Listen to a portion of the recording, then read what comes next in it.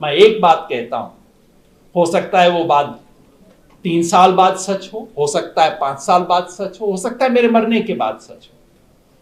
इस देश की जनता तानाशाही को स्वीकार नहीं करेगी। ये जो आरएसएस बीजेपी का हमला है, ये सिर्फ कोई कांग्रेस पर हमला नहीं है, ये ऑपोजिशन पे हमला नहीं है, ये इस देश की बुनियाद पे हमला है। ये 3000 साल से इस देश का जो स्वधर्म है उस पर हमला है। इस अर्थ में मैं स्वधर्म शब्द का इस्तेमाल करता हूं कि इस सभ्यता के कुछ एक बुनियादी उसूल हैं। इस धर्म का हिंदू मुसलमान से कोई मतलब नहीं है, कुछ बुनियादी उसूल हैं जो इस मिट्टी के उसूल हैं, उसके खिलाफ है जो आरएसएस काम कर रही है, जो बीजेपी जो काम इस वक्त कर रही है देश में। यह कोई क्रिकेट का मैच नहीं है, यह कोई चुनाव के परिणाम नहीं है, यह केवल राजनीतिक द्वंद्व नहीं है, यह इस सभ्यता का द्वंद्व है। यह एक सिविलाइजेशनल बैटल है जिसके अंदर हम खड़े हैं। और दांव पे किसी ममता बनर्जी की कुर्सी नहीं है, दांव पे किसी हेमंत बिस्वा शर्मा के सिंहासन नहीं है, दांव पे दिल्ली के दरबार और दिल्ली की ताकत नहीं है, दांव पे लगा है इस देश का इतिहास। हमारा काम सिर्फ ये कहना नहीं है कि हम पे क्या क्या अत्याचार हुए हैं। अत्याचार हुए हैं, उसकी शिनाख्त करना, उसे दर्ज करना जरूरी है। नाइंसाफी हुई है, उसकी शिनाख्त करना जरूरी है। लेकिन साथ ही साथ हम किस संस्कृति के वाहक हैं उसको भी दर्ज करना, दुनिया के सामने रखना उतना ही जरूरी है।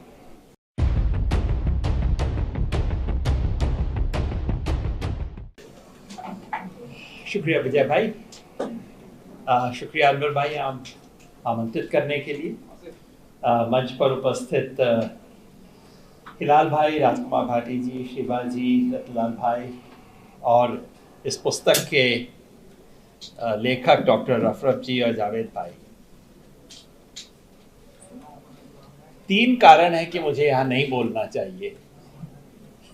पहला कारण तो ये है कि ये किताब एक भाषाविद के लिए है, जो सोशल हिस्ट्री और भाषा जानते हों उन लोगों के लिए है। उस लिहाज से इस मंच पे बैठे 1-2 लोगों को तो हक है बोलने का, बाकी हम लोगों को हक क्या है बोलने का। और इस देश में ऐसा कायदा बन गया है कि जो लोग राजनीति में है, सार्वजनिक जीवन में है, वो किसी भी चीज पे मुंह उठा के बोल देते हैं। तो मैं तो वही मुंह उठा के बोल देने वाले लोगों में से हूं। दूसरा कारण ये भी है कि कुछ बातें जो मैं कहना चाह रहा था वो मुझसे पहले बोल दी गई हैं।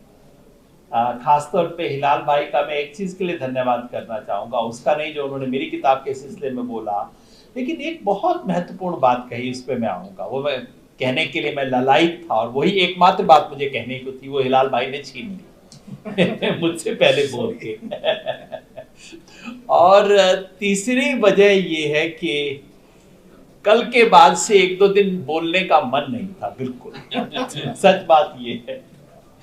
और किसी तरह से अपने आप को उठा के घसीट के और ये सोचते हुए कि अली अनवर भाई को कैसे मुंह दिखाऊंगा अगर नहीं गया तो, इसलिए यहाँ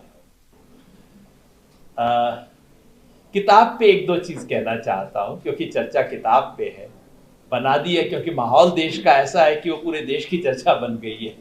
लेकिन किताब पे एक तो आपको खैर जरूर बधाई देना चाहता हूँ। मैं समझता हूँ हिंदी में पहली बार ऐसा कोई काम किया गया है जिसने अपने दायरे को हिंदी भाषा तक सीमित नहीं रखा, क्योंकि ये भी इस देश का एक अजीब सा डिवीजन ऑफ लेबर है कि अंग्रेजी वाले पूरी दुनिया के बारे में लिखेंगे, अंग्रेजी वाले में हिंदी के बारे में भी लिखेंगे, कन्नड़ के बारे में भी लिखेंगे, वो गोंडी भाषा के बारे में भी लिखेंगे।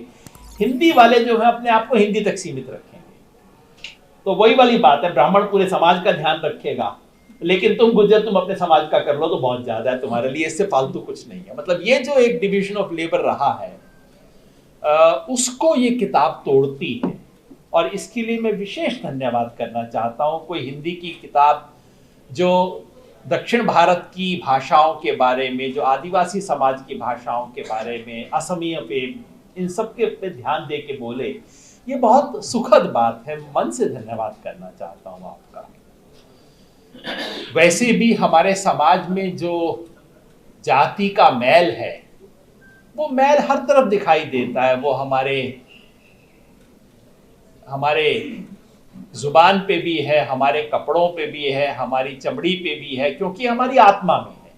तो सब तरफ ही आएगा। जो चीज आत्मा में है वो मैल तो हर तरफ दिखाई देगा। सबको ही अलग अलग तरीके से शिकार होते हैं। भाटी साहब, जब मैं यूनिवर्सिटी गया, जवाहरलाल नेहरू यूनिवर्सिटी गया था, और संयोग से मैं उस छोटे शहर से गया था जहां किसी को कोई जाति वाति से मतलब नहीं था।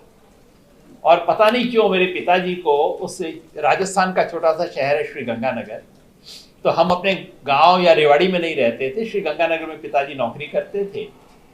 और पता नहीं क्यों पिताजी को सब लोग चौधरी साहब कहा करते थे। शायद ये धारणा रही होगी कि जो हरियाणा से आता है सब जाट ही होंगे, और हरियाणा वाले हैं तो, और जाट हैं तो चौधरी साहब कह दो, तो उनको चौधरी साहब कहा जाता था। और यादव लोग उस शहर में लगभग थे ही,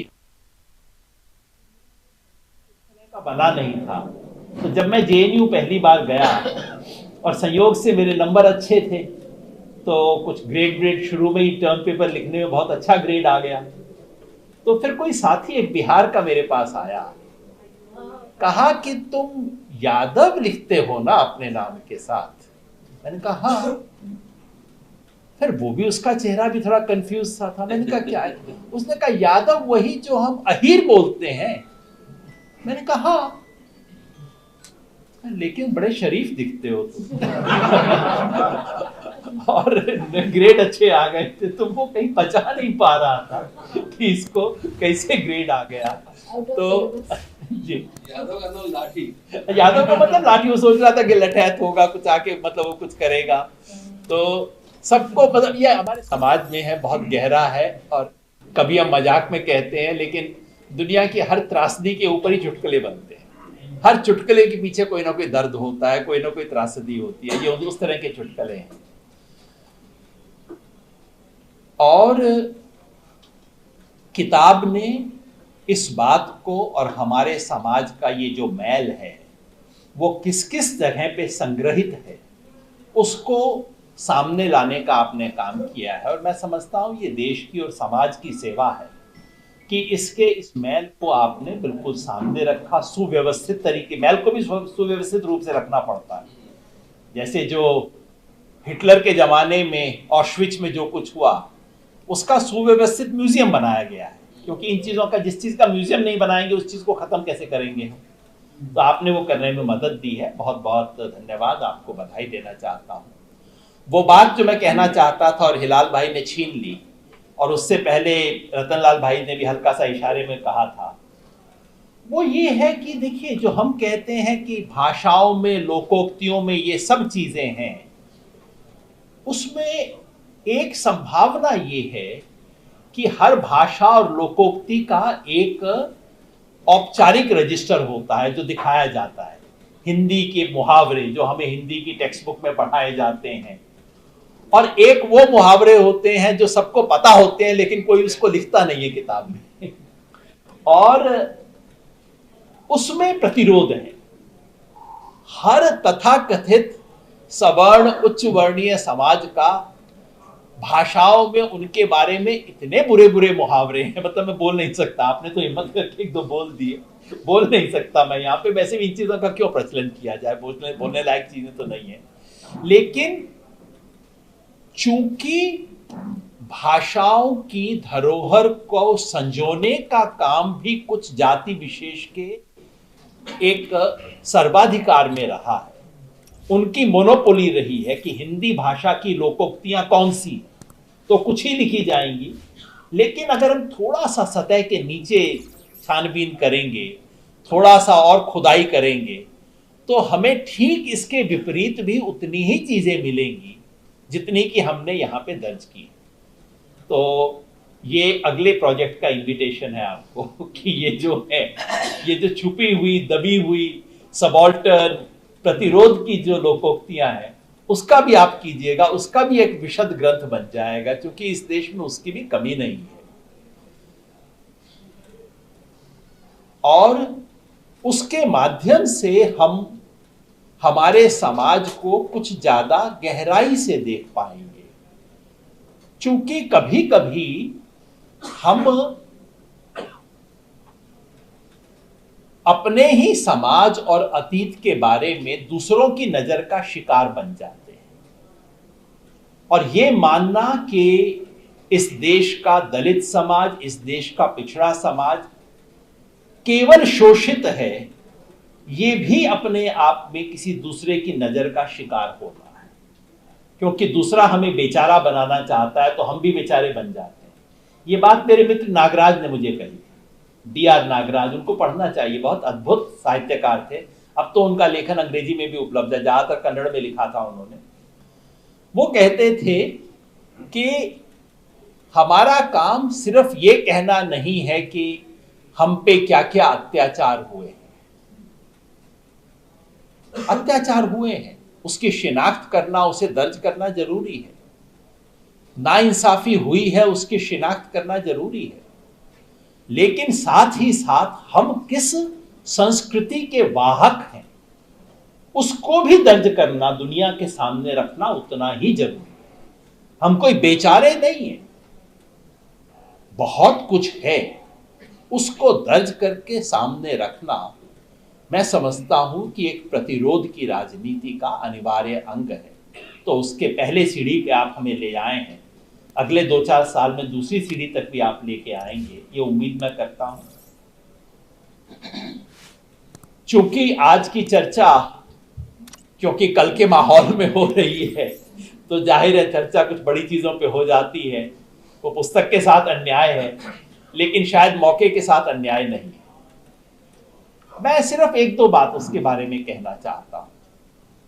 आशुतोष भाई नहीं है अभी यहाँ पे, उन्होंने कुछ बातें कही जिससे मैं असहमत हूं, लेकिन एक बुनियादी चीज जो उन्होंने कही जिससे सहमत हूं वो ये कि ये देखिए, ये जो हमारी आंखों के सामने हो रहा है, कल टेलीविजन स्टूडियो में जो T20 के मैच की तरह स्कोर आपको दिखाया जा रहा था, ये कोई क्रिकेट का मैच नहीं है, ये कोई चुनाव के परिणाम नहीं है, ये केवल राजनीतिक द्वंद्व नहीं है, ये इस सभ्यता का द्वंद्व है। ये एक सिविलाइजेशनल बैटल है जिसके अंदर हम खड़े हैं। और दांव पे किसी ममता बनर्जी की कुर्सी नहीं है, दांव पे किसी हेमंत बिस्वा शर्मा के सिंहासन नहीं है, दांव पे दिल्ली के दरबार और दिल्ली की ताकत नहीं है, दांव पे लगा है इस देश का इतिहास, इस देश की सभ्यता, हमारी संस्कृति, हमारी मिट्टी, ये दांव पे इस वक्त लगी हुई। और इसलिए राजनीति इस वक्त होगा कुछ लोगों के लिए सत्ता का खेल होता है। राजनीति का खेल ऐसे ही देखा जाता है, ऐसे ही खेला जाता है, कुर्सियों के लिए, टिकट के लिए, इन सब चीजों के लिए। मगर याद रखिए, जिस युग में आप और मैं जी रहे हैं उस युग में राजनीति युग धर्म है। उससे बड़ा काम कोई हो नहीं सकता, क्योंकि देश को बनाने या इस देश को बिगाड़ने का काम, इस सभ्यता को बचाने या इस सभ्यता को तहस नहस कर देने का काम आज राजनीति में हो रहा है। तो जो तोड़ने वाले हैं वो राजनीति में है, इसलिए बचाने वालों को राजनीति में आना पड़ेगा। क्योंकि सबसे बड़े स्मगलर, सबसे बड़े बदमाश, सबसे बड़े गुंडे राजनीति में हैं, इसलिए हर साधु को राजनीति में उतरना पड़ेगा, कोई विकल्प नहीं है। इसलिए तमाम चीजें कहना हम राजनीति नहीं करते जी, अरे राजनीति तो बहुत बुरी है, इस तरह की बातें हम करना बंद कर दें। इनका कोई मतलब नहीं है इन बातों का, जिसका मतलब नहीं कि हम में से सब लोग किसी पार्टी में शामिल हो जाएं, जिंदाबाद मुर्दाबाद करने लगे, टिकट मांगने लगे। राजनीति करने के 100 तरीके हो सकते हैं। सत्ता की राजनीति भी है, संघर्ष की राजनीति भी है, संस्कृति की राजनीति भी है, विचार की राजनीति भी है। तो जो आपकी राजनीति हो वो कीजिए, लेकिन कृपया राजनीति से पीठ मत मोड़िए। राजनीति अगर हम छोड़ देंगे तो फिर सिर्फ गुंडे बदमाश, इस देश को तोड़ने वाले लोग, इस देश के हर शख्स को बांटने वाले लोग राजनीति करेंगे और कोई राजनीति नहीं करेगा। इसलिए राजनीति तो करनी है। और ये पुस्तक हमें जो इनवाइट करती है वो ये सोचने के लिए कि राजनीति सतही हो सकती है, राजनीति गहरी हो सकती है। और जब सतही राजनीति में धक्का मिले तो हमें 4 कदम नीचे गहरी राजनीति में उतरना चाहिए। कल से मैं समझता हूं यहां बैठे हुए बहुत लोगों को धक्का लगा होगा, मैं भी उनमें से हूं। ये मैं नाटक करूं कि कोई फर्क नहीं पड़ता है तो चलता है, कोई क्रिकेट मैच का स्कोर थोड़ा ही था, हम सबके भविष्य का मामला है। ये खेल खेलने वालों के बच्चे तो अमेरिका कनाडा चले जाएंगे, हमारे बच्चे तो यहीं पे रहेंगे ना। तो मैं तो उसका हमें चिंता करनी है, उसके बारे में सोचना है। मगर शायद एक दो और साथियों ने भी कहा था ये बात को कि जब जब कोई संकट आए, वो संकट सदमे का समय नहीं है, दुख मनाने का समय नहीं है, वो और गहराई में उतरने का समय है। और दुनिया का इतिहास गवाह है, जब जब कोई बड़ा संकट आया है तब तब दुनिया में गहरा चिंतन हुआ है। ये जितने बड़े बड़े थिंकर हम कहते हैं ना, ये सब थिंकर उस जमाने में पैदा हुए थे जब उस समाज में बहुत भारी संकट आया। तो आज का हिंदुस्तान सिर्फ उस पुराने अंबेडकर, उस पुराने गांधी पर निर्भर नहीं करना चाहता। ये जो यहां बैठे हुए, इनमें भी कोई अंबेडकर और गांधी होगा जो लिखेगा, जो बोलेगा, जो कुछ करेगा। क्योंकि अगर संकट में जो समाज गहरे विचार पैदा नहीं कर सकता, वो समाज बच नहीं सकता। और आज का संकट उन्हीं गहरे विचारों की मांग करता है। और मैं समझता हूं इस वक्त जो संकट है, और उस मायने में आशुतोष भाई ने जो बातें कही, मैं पूरी तरह सहमत हूं। ये जो आरएसएस बीजेपी का हमला है, ये सिर्फ कोई कांग्रेस पर हमला नहीं है, ये क्या ऑपोजिशन पे हमला नहीं है, ये इस देश की बुनियाद पे हमला है। ये 3000 साल से इस देश का जो स्वधर्म है उस पर हमला है। इस अर्थ में मैं स्वधर्म शब्द का इस्तेमाल करता हूं कि इस सभ्यता के कुछ एक बुनियादी उसूल हैं।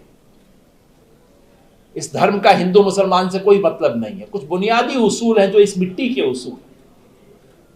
उसके खिलाफ है जो आरएसएस काम कर रही है, जो बीजेपी जो काम इस वक्त कर रही है देश में। नहीं तो चुनाव जीत हार छोटा मामला होता है, उसके अंदर बहुत समय नहीं लगाना चाहिए।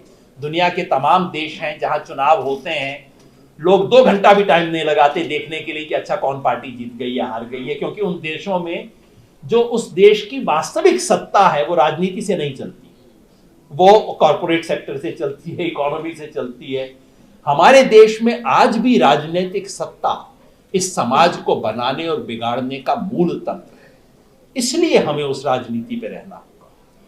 और गहरी राजनीति की जहां मैंने बात की, मैं समझता हूं ये जो सांप्रदायिकता की राजनीति है, जो दरअसल इस देश को तोड़ने की राजनीति है, इस देश के स्वधर्म को उखाड़ने की राजनीति है, उस राजनीति का विरोध सिर्फ चुनाव से नहीं किया जा सकता। हमें 3 स्तर पे राजनीति करनी होगी। सत्ता की राजनीति, वैसे मैं कहता हूं कई बार कि 5 तरह की राजनीति होनी चाहिए। और दुर्भाग्य हमारे समाज का ये है कि हमने उन 5 राजनीति को 5 हिस्सों में बांट दिया है। बस वो कह के मैं बात खत्म कर दूंगा। एक है सत्ता की राजनीति, सत्ता योग मैं कहता हूं इसे। ये हमने पॉलिटिकल पार्टियों को दे दिया है, 5 साल में एक बार करते हैं और 5 साल वाले उस यज्ञ से 3 महीना पहले अपनी आंख खोलते हैं, बाकी समय सोते हैं। दूसरी है संघर्ष की राजनीति। वो हमने कुछ विजय भाई जैसे लोगों को आंदोलन जीवियों के हाथ में पकड़ा रखी है कि जाओ तुम संघर्ष करो, तो मेधा पाटकर तुम संघर्ष करो। और कभी कभी दूर से हम कहते हैं तुम संघर्ष करो, हम तुम्हारे साथ हैं। मतलब मैं अपने घर में बैठा हूं, तुम संघर्ष करो, चढ़ जा बेटा सूली पे, राम बली करेगा। ये हमने आंदोलनकारियों के हाथ में दे रखा है। उन बेचारों के पास भी और कोई काम नहीं है, रोज सुबह उठ के सोचते हैं कि अच्छा क्या किया जाए, कौन सी चीज पे संघर्ष कर सकता हूं। तीसरी राजनीति है माने कंस्ट्रक्टिव वर्क। क्रांति होने से पहले मेरे घर के सामने जो कुछ गड़बड़ है वो तो कचरा तो मैं उठा लूं। ये काम हमने एनजीओ को दे रखा है, उन बेचारों का भी कुछ धंधा निकल आया है, फिर उनका भी एफसीआरए का चक्कर हो जाता है, फंडिंग का चक्कर हो जाता है, वो उस चक्कर में सारे समय फंसे रहते हैं। चौथा काम है ज्ञान योग, नए विचारों का निर्माण, नए शब्दों का निर्माण, नए सिद्धांतों का निर्माण। ये राजनीति है, बहुत बड़ा राजनीति है, और सारी राजनीति की लड़ाई हम इसी में हार जाते हैं, शब्दों में ही हार जाते हैं। ये काम हमने बेचारी यूनिवर्सिटी को दे रखा है। बेचारा मैं इसलिए कहता हूं, माफ कीजिएगा, कि वो यूनिवर्सिटी को एग्जाम करवाने और डिग्री देने से ही फुर्सत नहीं, ज्ञान व्यान से बेचारों का कोई मतलब नहीं रहता, कोई संभव ही नहीं। आजकल तो सब तरह के धंधे चलते हैं। मतलब मैं अच्छे लोगों की भी बात कर रहा हूं, जो बहुत बढ़िया से बढ़िया लोग हैं, वो भी बेचारा सारा वक्त लेक्चर देना, हमारे घर में भी है, लेक्चर देना, 600 स्क्रिप्ट आ गई उसको मार्क करना, एग्जाम करना, किसी तरह से डिग्री के वक्त तक मार्कशीट पहुंचा देना, उसके बाद उनसे ज्ञान की अपेक्षा करना और ज्ञान निर्माण की अपेक्षा तो वैसे भी गलत है। यूं भी हिंदुस्तानी समाज में ज्ञान का निर्माण कभी भी विश्वविद्यालयों में नहीं हुआ है। हमारे यहां ज्ञान का निर्माण विश्वविद्यालयों और मठों से बाहर हुआ है। और पांचवा है ध्यान योग, ये अपने अंतर्मन से रिश्ता। अब आप कहेंगे बाबा जी वाली बात शुरू कर दी, ये भी एक राजनीति का हिस्सा है, अपने अंदर से संपर्क करना। ये काम आजकल हमने बाबा लोगों के हाथ में दे रखा है, एक ठग से बड़ा दूसरा महाठग उनके हाथ में दे रखा है। क्या राजनीति में ये पांचों काम एक साथ किए जा सकते हैं? ये पांचों काम महात्मा गांधी कर रहे हैं। आप शायद एग्री ना करें, लेकिन ये पांचों काम बाबा साहब कर रहे हैं, पांचों चीजों को एक साथ कर रहे हैं। ये है राजनीति। आज हमें इस देश पर जो हमला हो रहा है उसका मुकाबला करने के लिए गहरी राजनीति करनी है।